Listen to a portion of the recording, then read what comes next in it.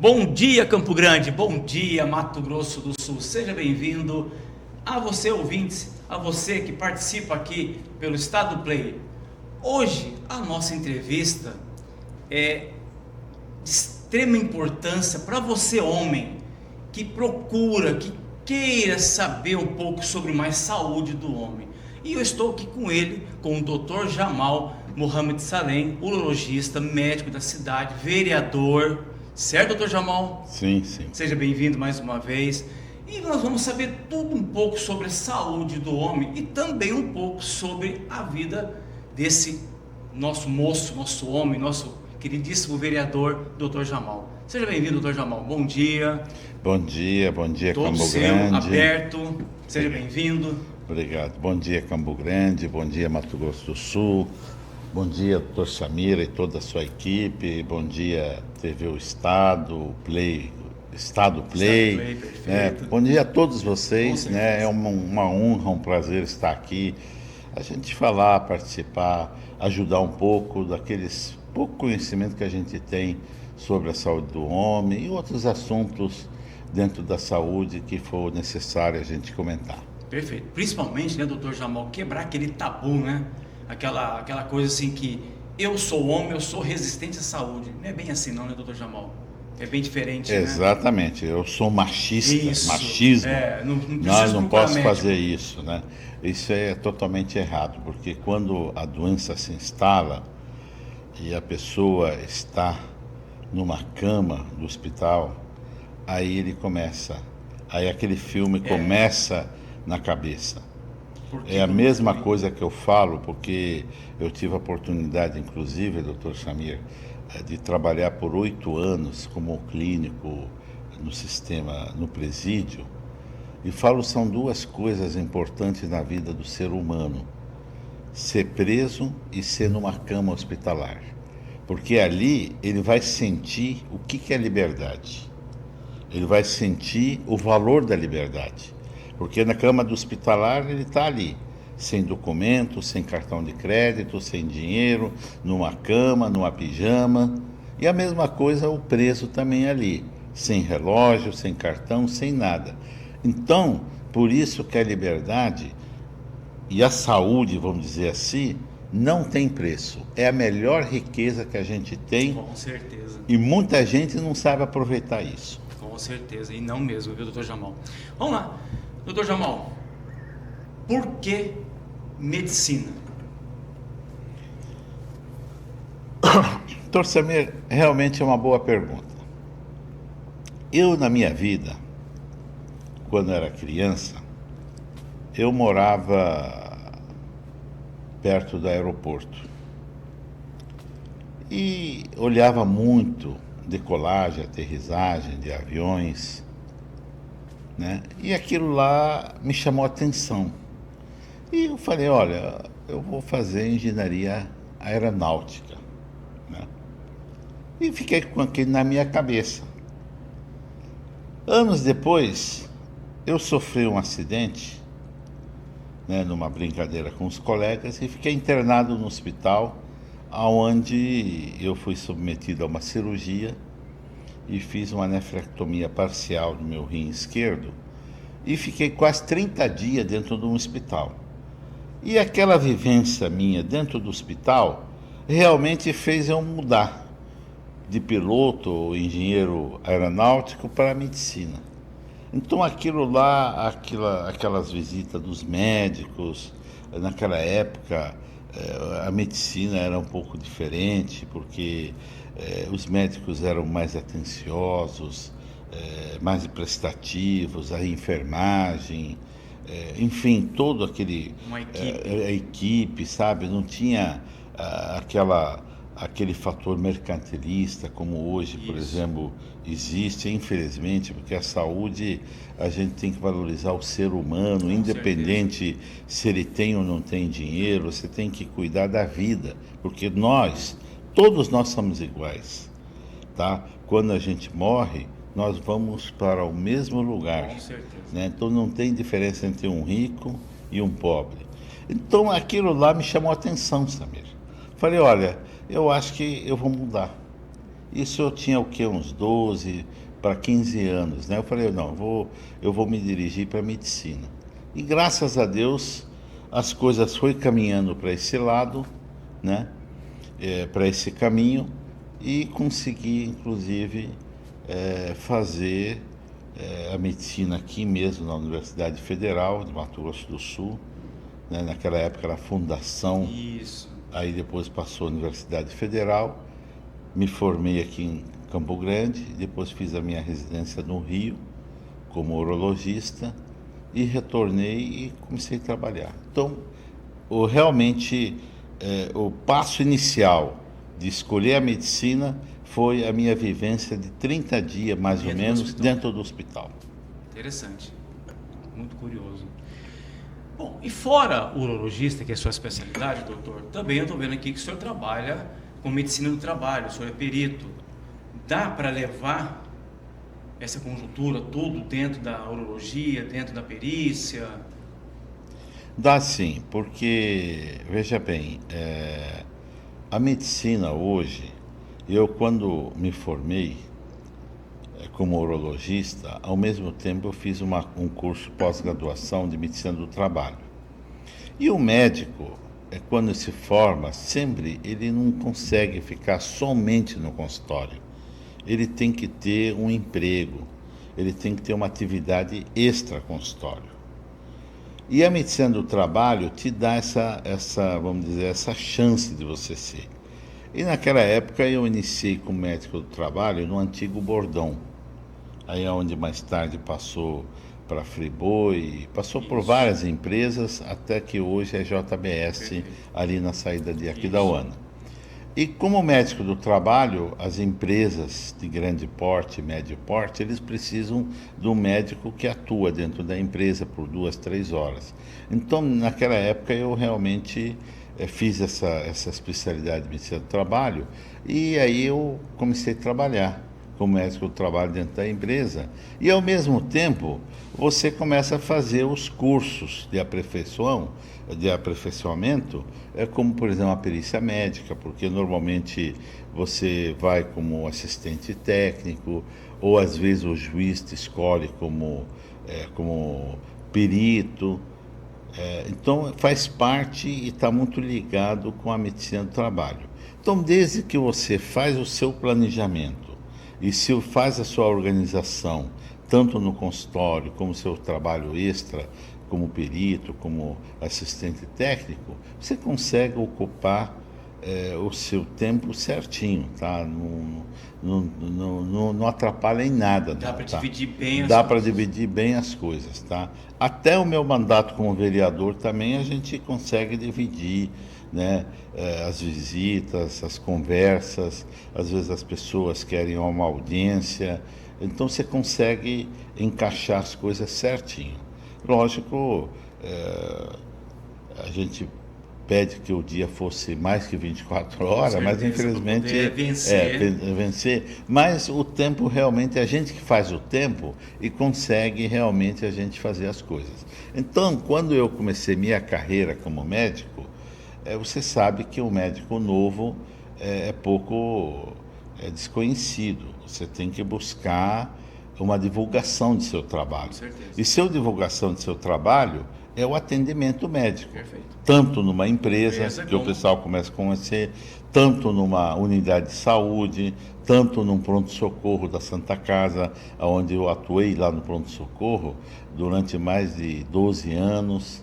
Tá? Então, isso aí você consegue fazer seu nome. Aí o paciente gosta de seu atendimento, gosta daquela atenção que você faz pelo paciente, pelo atendimento, pela atenção, e ele acaba descobrindo seu consultório e passa a ser um paciente, um cliente seu dentro do consultório.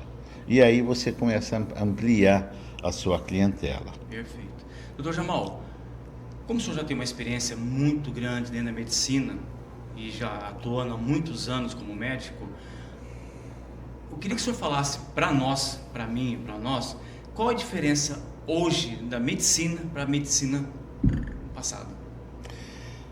Mudou alguma coisa ou mudou muita coisa?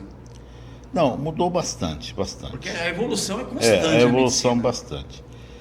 A medicina, você sabe que cada dia ela está evoluindo com a tecnologia. Com certeza. Tá? Isso aí é um diferencial lá atrás para cá. Só que a parte humana, a parte do exame físico, a parte assim, de conversar com o paciente, fazer o exame físico, palpar, sentir a barriga do paciente, palpar, isso cada vez está sendo afastado. Na minha época, quando eu comecei, o meu professor, que são vários professores, sempre batiam na tecla. Meus alunos, anamnese. Isso. Mais importante. Anamnese é aquela história que o paciente vai contar. O problema que ele sente, porque você tem que olhar para o paciente, olhar nos olhos dele, sentir o que ele vai falar, compartilhar com os sentimentos dele, porque isso é muito importante, porque aquele paciente, na maioria das vezes, ele está carente e ele quer alguém que escuta ele, que pelo menos acredita no que ele está falando, porque muitas vezes ele é um paciente que está com um problema crônico e até a própria família está cansada de ouvir aqueles problemas dele e levar ele para um e outro e não achar solução, não resolver. E ele quer alguém que escuta ele, que presta atenção para as queixas dele. Isso é o primeiro ponto. Então, a anamnese é fundamental. Segundo passo, o exame físico.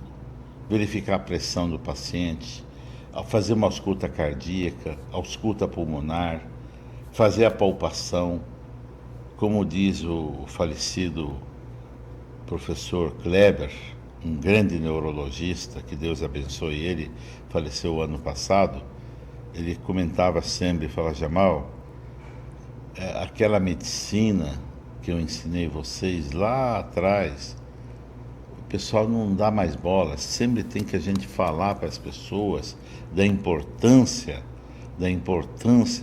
de fazer o exame físico, palpar, sentir, prestar atenção, ouvir as queixas dos pacientes. Então isso é um ponto importante que diferencia a minha geração lá atrás e a nova geração agora. Tá? Às vezes eu vejo, doutor Samir, tem consultório, não tem nem mesa para deitar o paciente,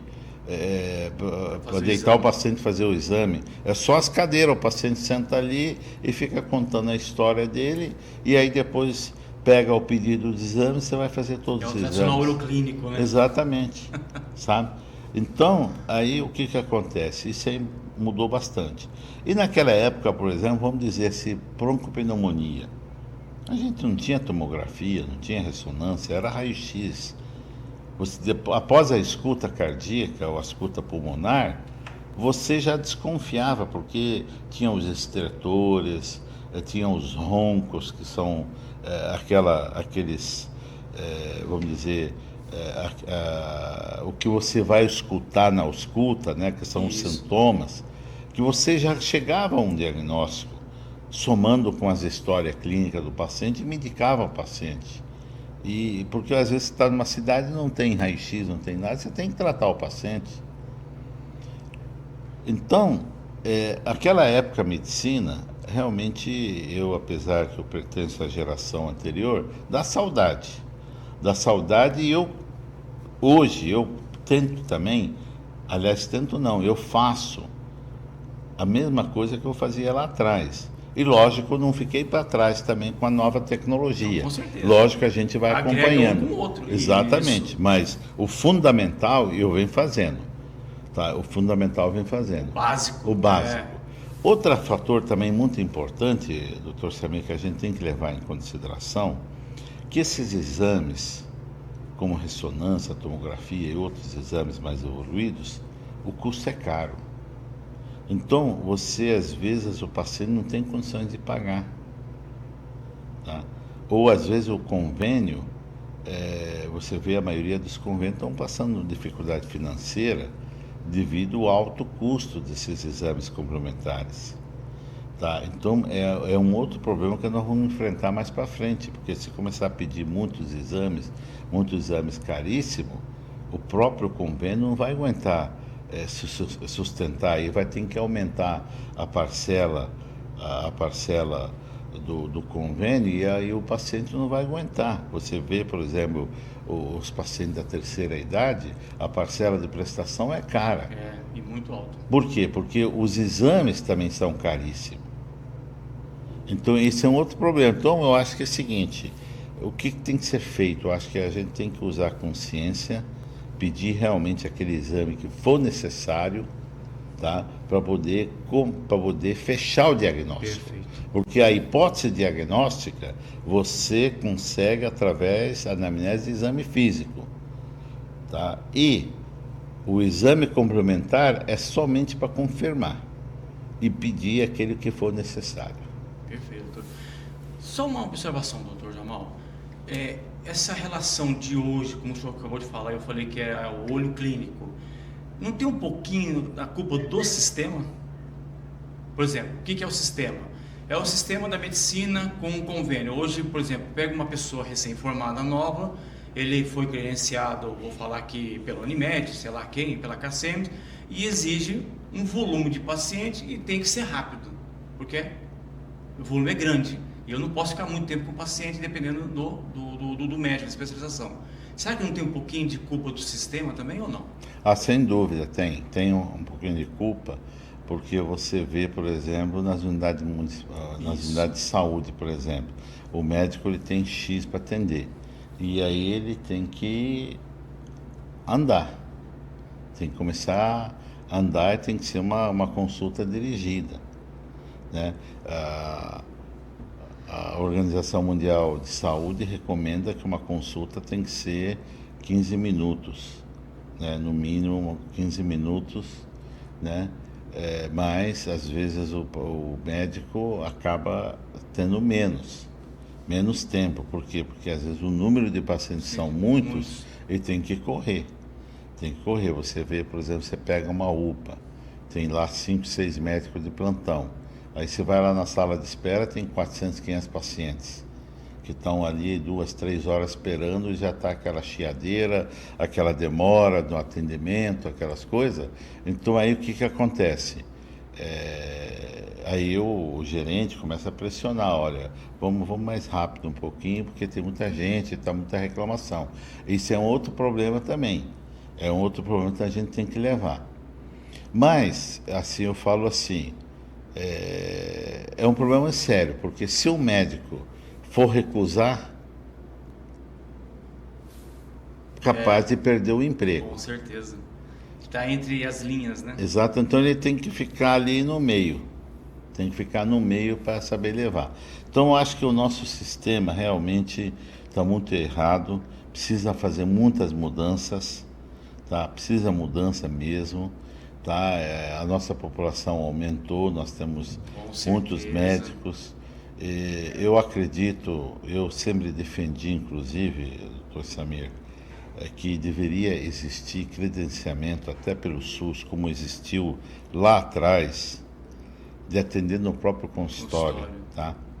E deixar as consultas emergenciais para as unidades de saúde, porque aí o paciente passou mal, vai lá, tal, mas aquelas consultas de rotina, de controle de hipertensão, de diabetes e outras também, poderia ser feito, né? Eu lembro do falecido Dr. Pedro Dobachi, um grande pneumologista, né, que eu conheci, fui aluno dele também, né, mas eu conheci ele bem antes de ser estudante. Eu lembro que ele tinha um consultório onde ele atendia os pacientes, um consultório dele do INSS, antigo INSS, né, ele tinha um número X e atendia ali numa boa. Era um sistema bom, sabe? Porque o paciente, vamos supor, perdeu a consulta naquele dia, poderia remarcar no outro dia, porque é direto a negociação com a secretária do médico, não teria problema como hoje, por exemplo. Você perdeu, tem que voltar no sistema e mais 3, 4 meses. e deixar as urgências, emergências, exatamente a cargo das UPAs, das Perfeito. unidades de saúde, né? Seria muito melhor. Excelente ideia, doutor. Gostei da ideia. Bom, nós sabemos que o senhor também é vereador e foi bem votado esse ano, né?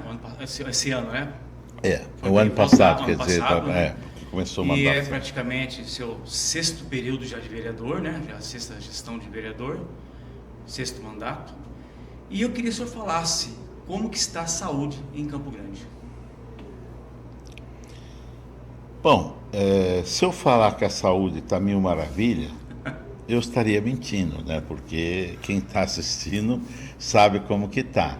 Eu tenho sempre falei algumas vezes esse ano com a nossa prefeita, falei com a nossa secretária municipal de saúde, a doutora Rosana, que é a minha amiga, que tenho um grande respeito por ela e por toda a equipe, inclusive da CESAL, que precisa dar uma mexida, sabe?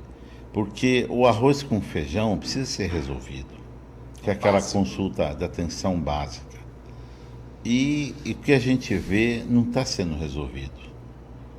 Tá? Não está sendo resolvido. Aí o que acontece? As cirurgias eletivas, vamos começar. Está uma fila. Pessoa para conseguir uma cirurgia de hérnia, de vesícula, é mandato judicial. Errado. Vamos fazer os mutirões. Vamos chamar os hospitais, renovar a contratualização. Eu acredito e tenho certeza que todos os hospitais querem ajudar. Por exemplo, nós estamos com um fato triste aí, o fechamento da Santa Casa agora. Socorro. Exatamente, é triste porque está superlotação, né? E vai lá ver as UPAs, está a mesma coisa. O pessoal lá tá muitos pacientes internados. E também outra coisa, tem muita gente vem do interior para ser tratado aqui. A capital. Então, se o Estado e o município de Campo Grande não sentar e tiver boa vontade para solucionar o problema de saúde, não vai resolver. Vai fazer de conta que está resolvendo e não está. Então, na minha opinião, é o seguinte: primeiro passo, tem que fazer os mutirões de saúde urgente, em todas as especialidades, para começar a zerar as filas.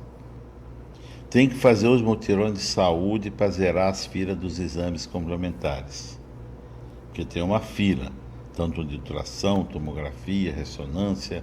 Outra coisa importante, até eu já mencionei, tem que chamar as especialidades médicas, por exemplo, principalmente a ortopedia, que pede muitos exames de ressonância, essas coisas, de começar a diminuir o número de pedidos.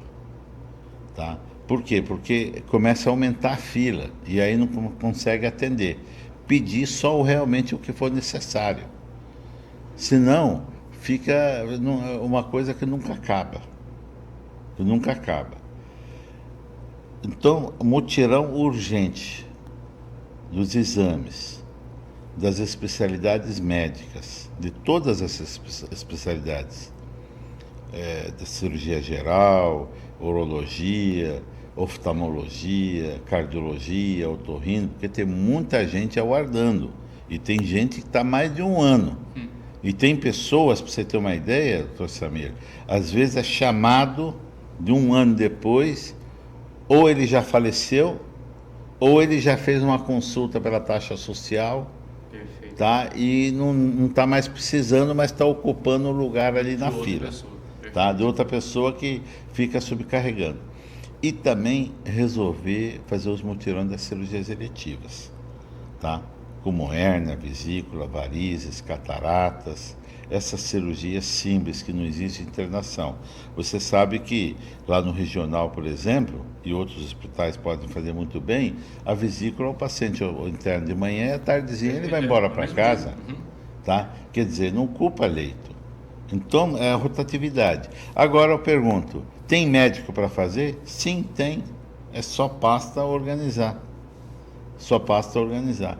Fila, por exemplo, de fimose, de criança. Tem mais de 600 crianças aí aguardando para fazer fimose.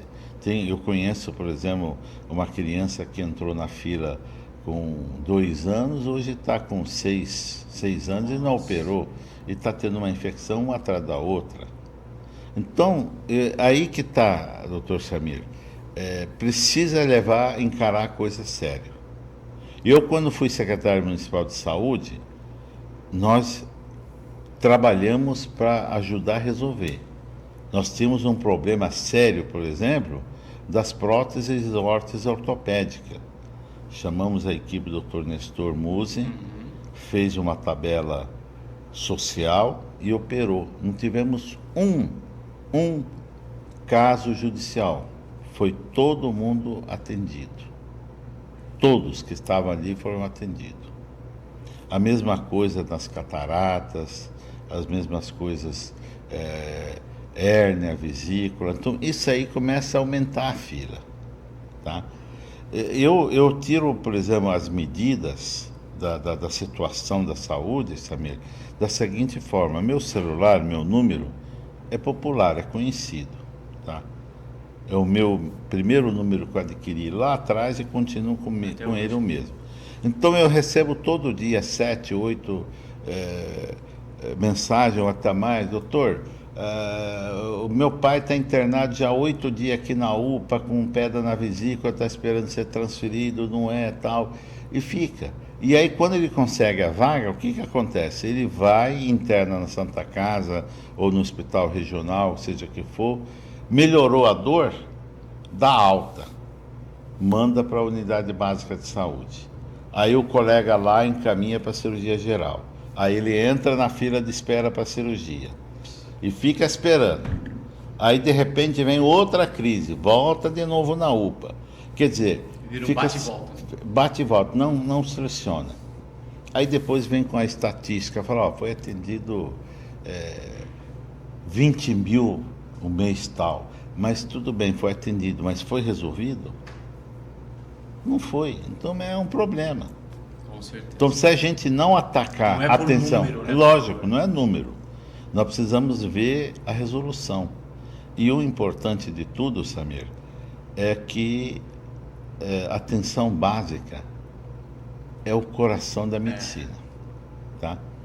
É o coração da medicina. Então, se você não fortalecer a atenção básica, não resolve. Tá? Vai continuar.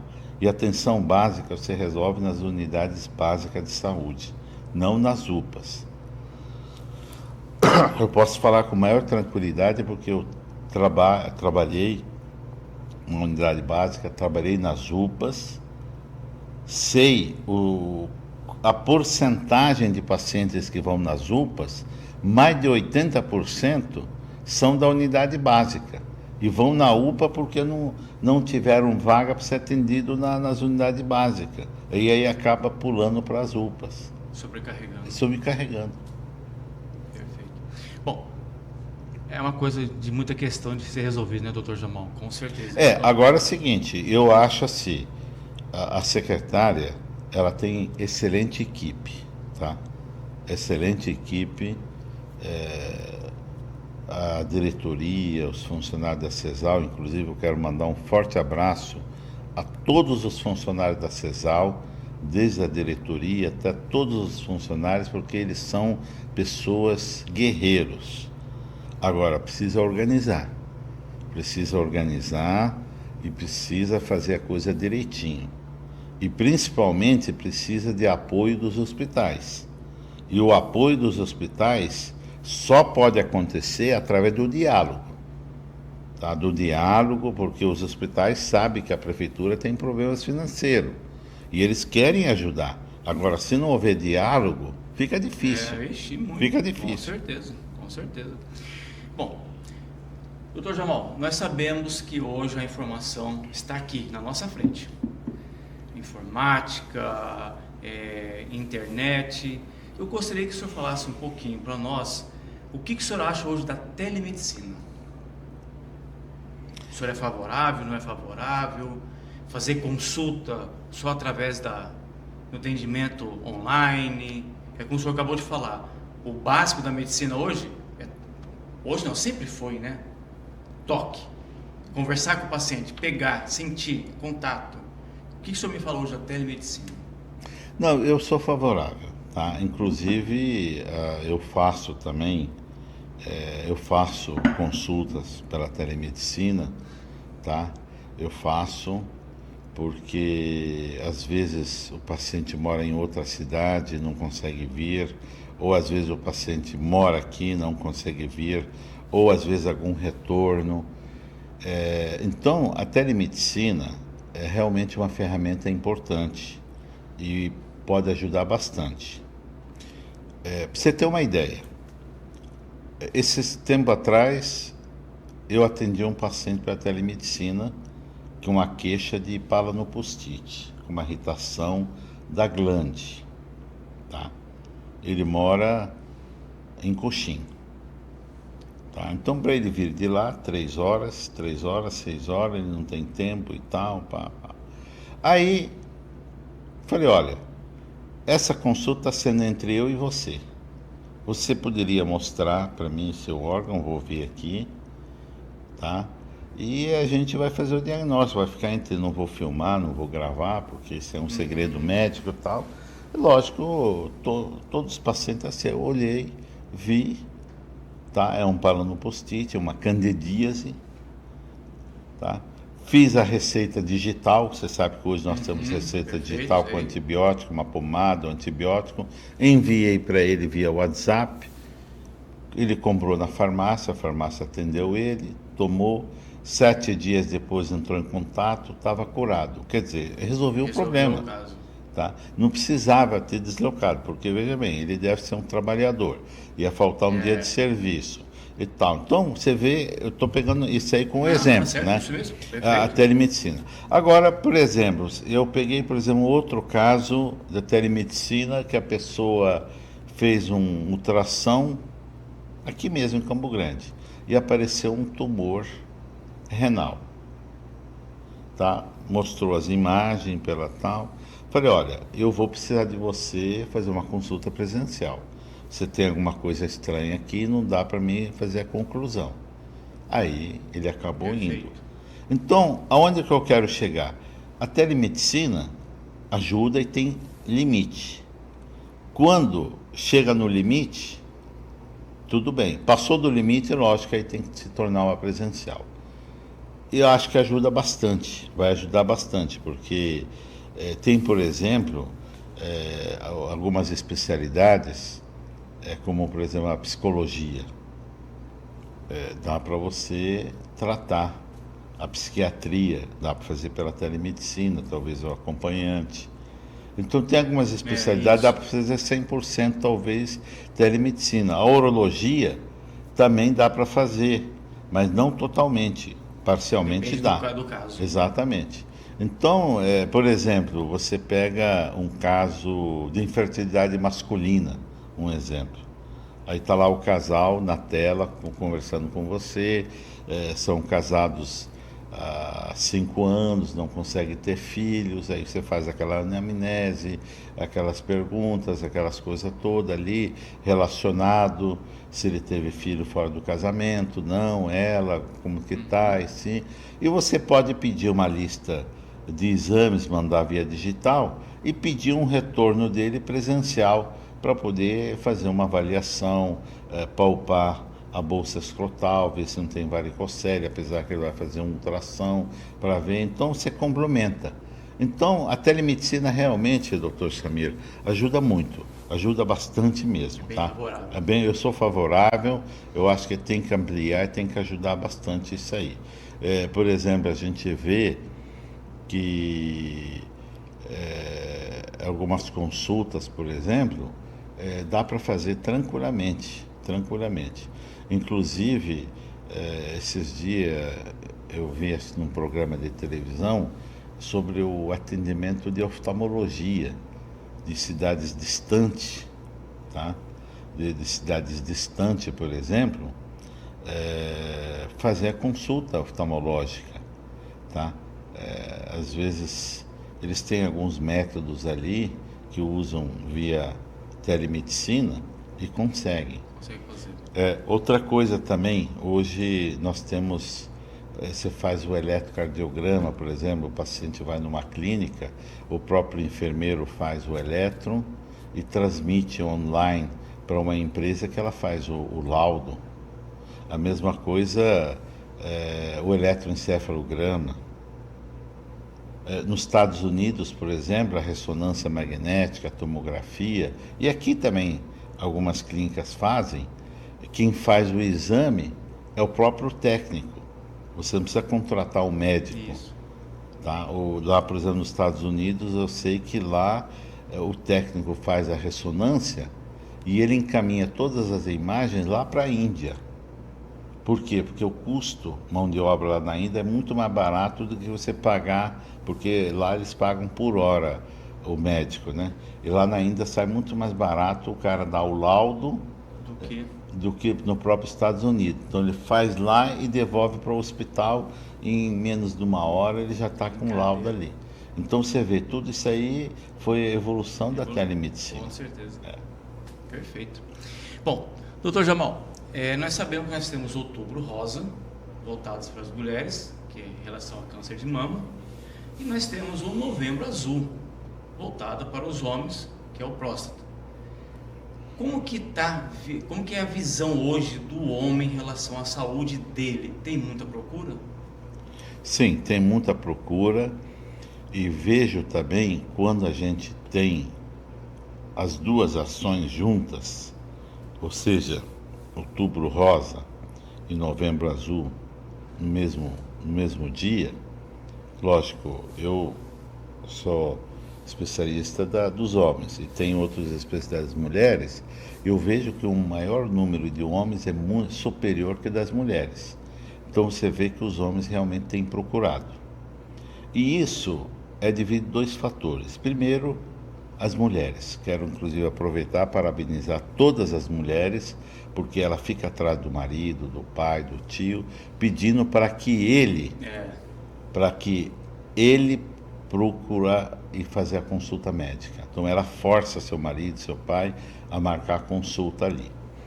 E o outro fator, o medo do câncer, porque todos nós sabemos que hoje, com essa evolução da medicina, a invenção de novos medicamentos, as cirurgias, né, essas tecnologias novas que tem, ajuda, e a chance de cura é grande. Então a pessoa fala assim, ó, eu não quero sofrer igual o meu vizinho, que ficou sofrendo aí 2 anos até que ele morreu de câncer de próstata porque ele foi ignorante, não procurou o médico na hora certa. Não, eu vou fazer. E aqui, doutor Samir, quero inclusive te agradecer mais uma vez pela oportunidade de estar aqui falando, dando essa, e a sua equipe maravilhosa aqui que te acompanha também. Dizer que Novembro Azul não é só mês de novembro, todo mês é Novembro Azul, todo dia, porque a doença, ela não vem só no novembro. A doença pode aparecer em qualquer época. Então você, homem, que tem 40 anos, acima de 40, você deve fazer seu exame da próstata anualmente ou a cada 6 meses. E hoje nós temos o projeto Unidade Móvel, Urologia Móvel, aonde é feito na própria Unidade Básica de Saúde. Eu, inclusive, faço parte desse projeto e hoje, por exemplo, nós vamos estar uma hora lá na Unidade de Saúde Seminário, que é dentro da OCDB. Isso. Tá? Lá vai ter, a partir das 1h, deve ter uns 20, 30 homens esperando a gente para fazer as consultas urológicas dentro da programação Novembro Azul. Porque às vezes ele já tomou medicamento, ele tinha problema, ele tinha um retorno, porque a cada 3 meses essa unidade móvel, ela volta no mesmo local. Então isso aí facilita. Então por isso, você homem que tem mais de 40 anos, se você tem convênio, lógico, procura ser um médico no consultório da sua preferência. Se você não tem, procura a rede básica de saúde. Perfeito. E com certeza os agentes de saúde vão te informar as datas que está esse trabalho da unidade móvel de urologia. E aí, o que é feito nessa consulta? Feito uma anamnese, aquela bate-papo, porque os sintomas da próstata, Samir, é básico. Normalmente é dificuldade para urinar, levantar à noite várias vezes. A gente tem que fazer o diagnóstico diferencial com diabetes, porque diabetes de taxa alta faz também sintomas, ver se ele não tem dificuldade para urinar, quantas vezes ele levanta à noite, se não tem infecção urinária, tá? E aí partir para o exame, que é o PSA, o exame simples, e o ultrassom.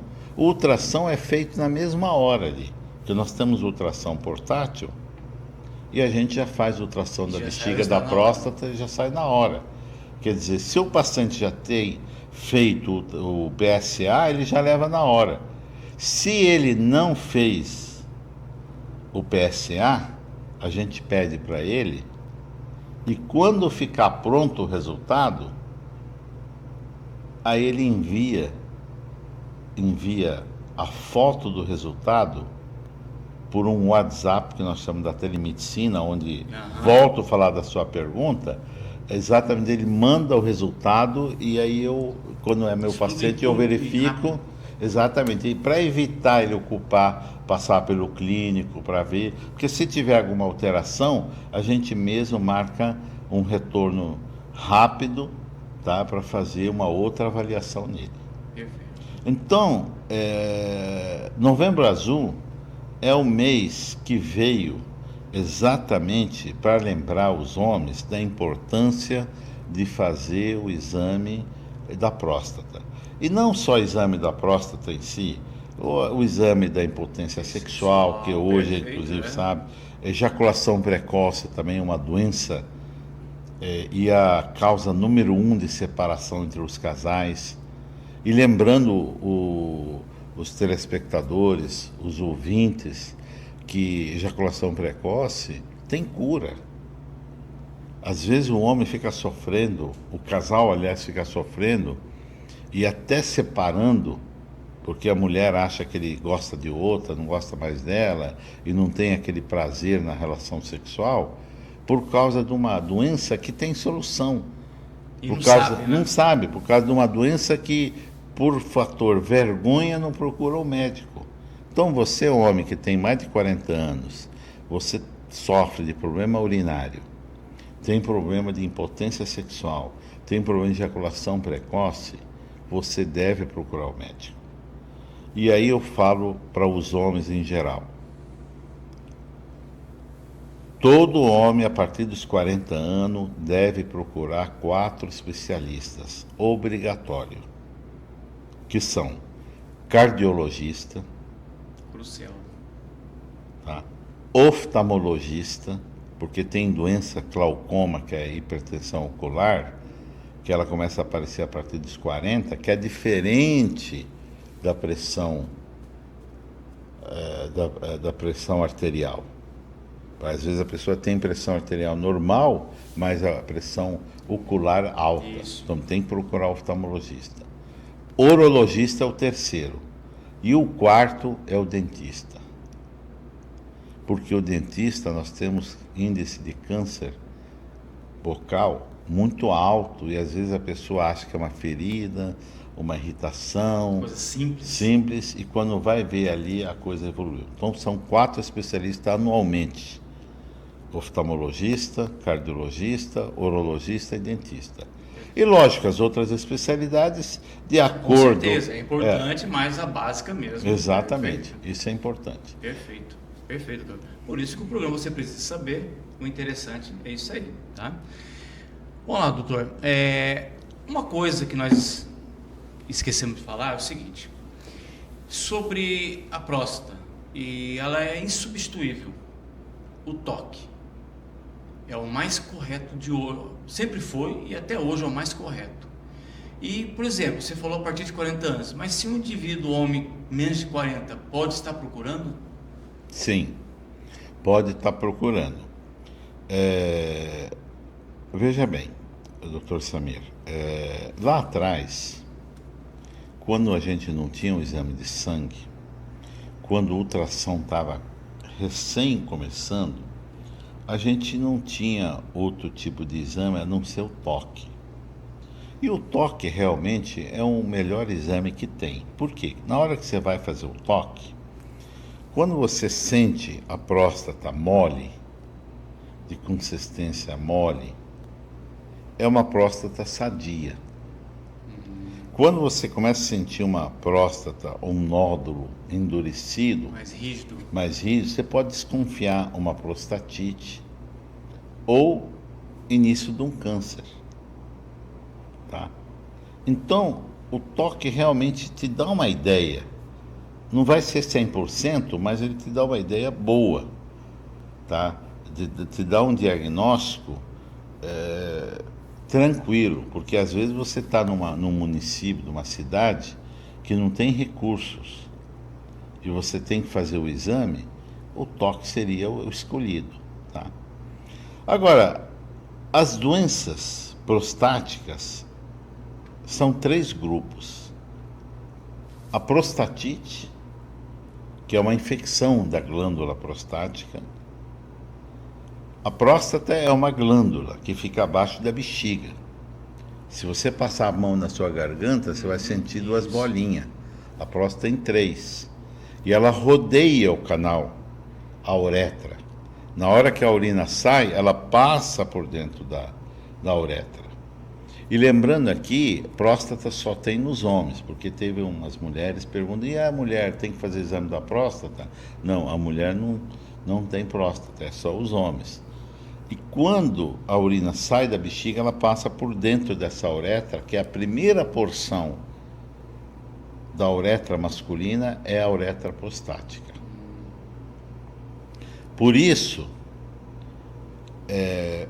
a partir dos 40 anos, ela começa a crescer e começa a fechar o canal.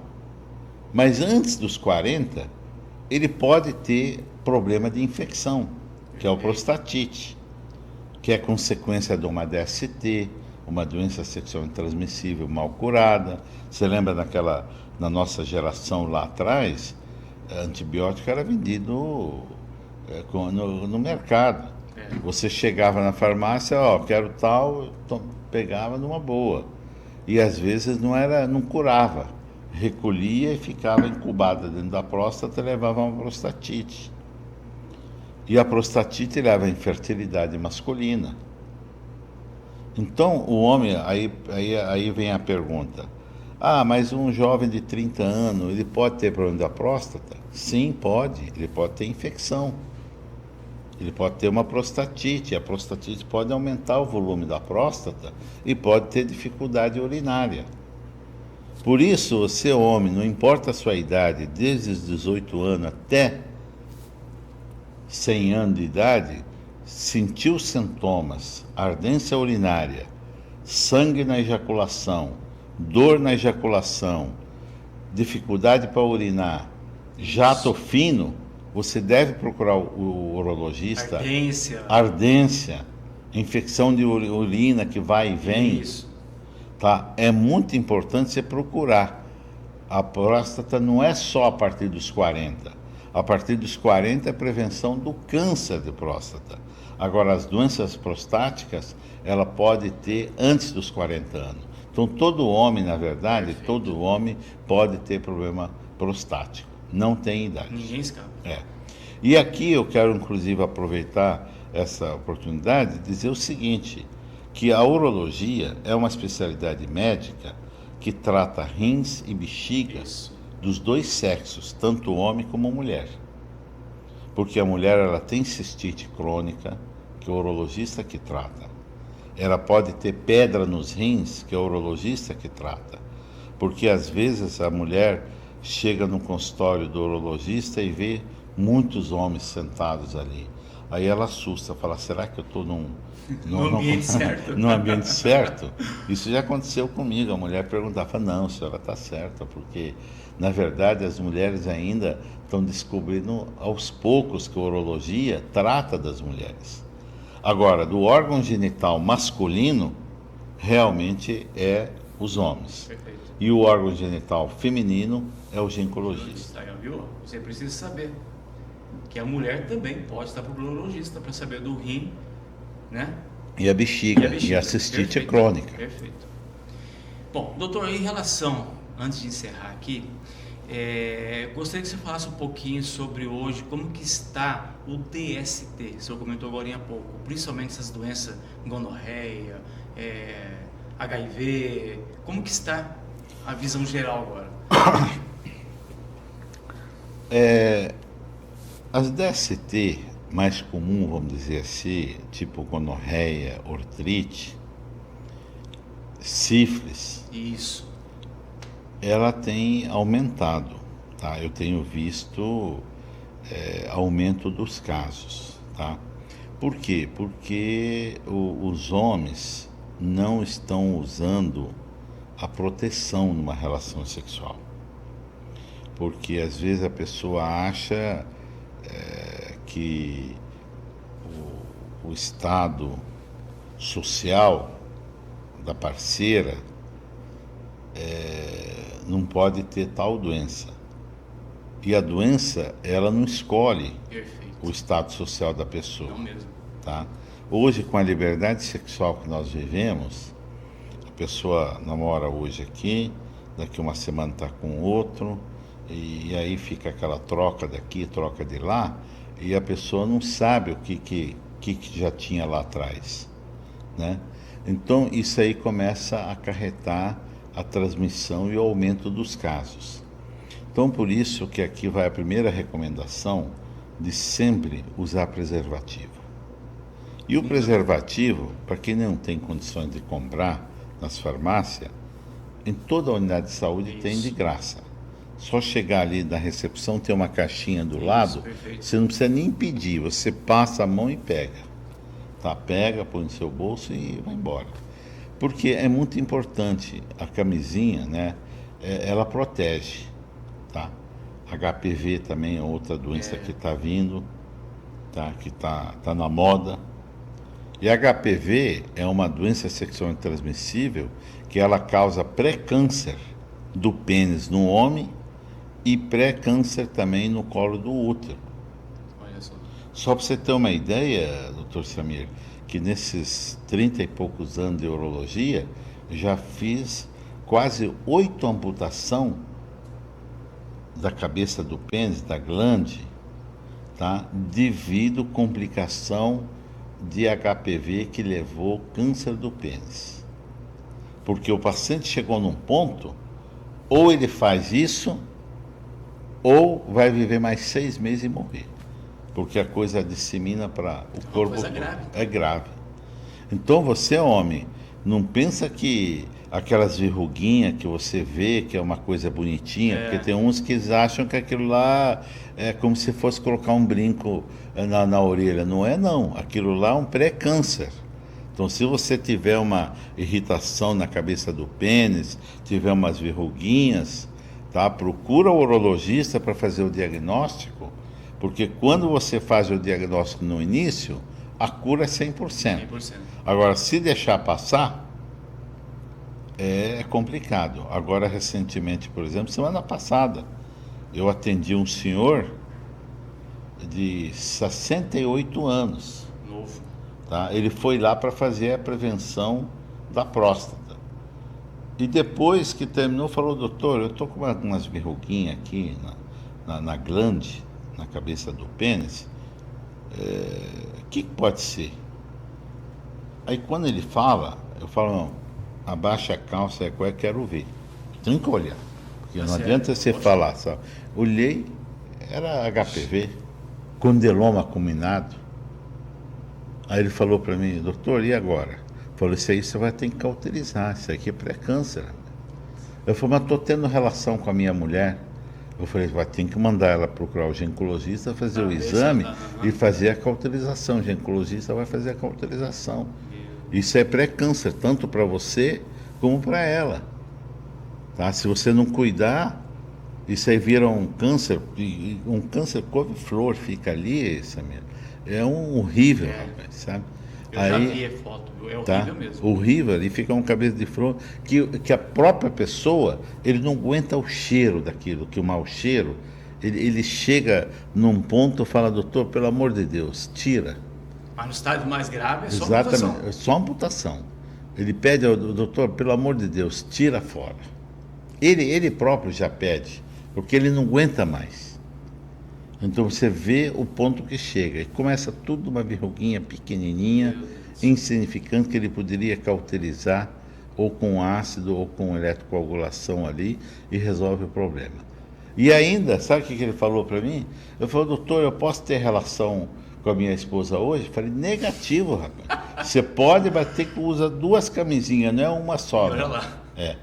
Você vê como que é o grau. É. Então, eu quero alertar você, telespectador que você está nos assistindo aqui, da importância, porque a saúde, como disse no início, é uma riqueza que a gente tem e tem que saber preservar. E ela não tem preço. Não tem mesmo. Tá? Não tem preço. Eu vejo, por exemplo, gente milionárias, tá? Com problema de câncer, ele chega e fala, doutor, eu dou toda a minha riqueza, mas eu quero a minha saúde. Eu quero a minha saúde. Sem saúde não fazemos nada. Não fazemos nada. Não adianta. Não adianta. Fica o alerta para você, homem, tá? É isso aí, viu? Bom, doutor, a conversa tá bem agradável, tá maravilhosa. Eu queria que você passasse um encerramento para a população, a importância do exame de rotina, tanto como o homem como a mulher. Principalmente o seu quadro masculino. Bom, inicialmente eu quero te agradecer mais uma vez, tá? Agradecer a sua equipe, agradecer o Estado Play, né? O Play Estado, né?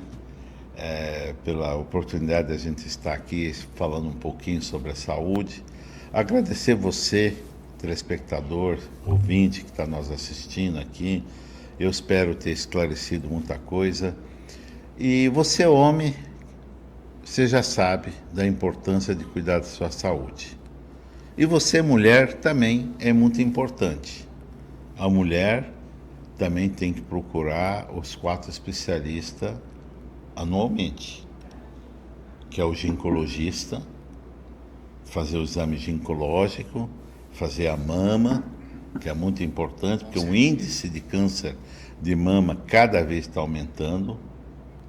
E falando de mama também, existe um índice pequeno de câncer de mama masculina. Você, homem, que se sente um caroço na sua mama ou aumento de volume, tem que procurar um médico para ser avaliado.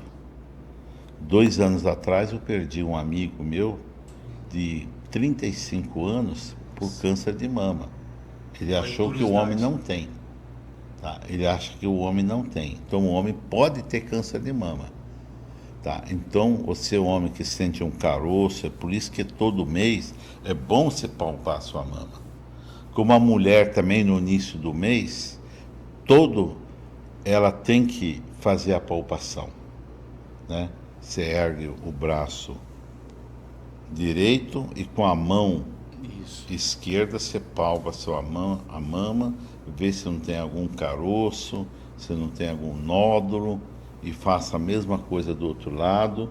Se tiver, procura seu médico, seu ginecologista, seu mastologista para fazer. E outra coisa de fazer a mamografia, a ultrassom da mama a cada 6 meses ou a cada ano.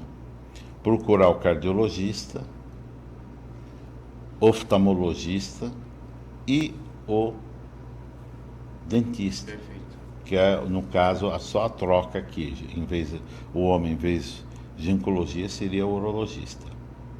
E um fator muito importante a todos vocês que estão nos assistindo, a obesidade. A obesidade é um tema que nós temos que voltar a falar. Mais para frente, exatamente. O senhor mais uma vez falar sobre isso. Porque a obesidade é uma doença genética, de origem genética, ansiedade crônica, que ela causa várias doenças, tá? Tanto cardiovascular, colesterol alto, quadril, joelho, enfim, de vários. Então você tem que ter altura e peso equilibrado. Fazer 30 minutos de exercício diariamente. Você pode escolher. Não é obrigado você caminhar, porque tem gente que fala assim, doutor Samir, eu detesto caminhar. mas anda de bicicleta. Não tem gosto. vários Tem maneiras. hidroginástica, tem vôlei da terceira idade. Tem. Então tem. Então eu não quero prolongar as minhas considerações, mas quero te agradecer e sempre me colocar à disposição do programa, E já está convidado. Vamos Tá. marcar uma outra para falar sobre obesidade, que eu Exatamente. acho que é uma coisa muito importante. E se você tem alguma dúvida, tá? Manda para o programa que o Dr. Chamir fala comigo e a gente responde, tá? Responde as suas Perfeito. dúvidas via WhatsApp ou via e-mail e sempre a gente está à E vai disposição. ter sim, com certeza eu estou Tá. mandando. Tá. Doutor Jamal, eu quero agradecer mais uma vez pela essa simpatia que o senhor é, tanto como pessoa, como médico, como vereador, sempre prestativo com a população. Não tenho o que falar, tá? Seja bem-vindo. E eu gostaria que você conhecesse um pouquinho mais sobre o Dr. Jamal, tá? Como que essa pessoa é, o que ela pode fazer, tá? Dr. Jamal, que o senhor tenha essa quarta-feira belíssima, um excelente dia e está convidado novamente para falar sobre obesidade e um pouco também de diabetes, que deve ganhar junto. Estão juntos. Perfeito, tá? Então, está convidado sim, tá? E eu quero agradecer mais uma vez e que tenha uma excelente semana. Um pouquinho de resto e final de semana, tá bom, doutor Jamal? Muito obrigado. E a você, ouvintes aqui do Estado Play, eu quero agradecer mais esse dia, que vocês fiquem com Deus e tenham uma ótima semana. Até mais.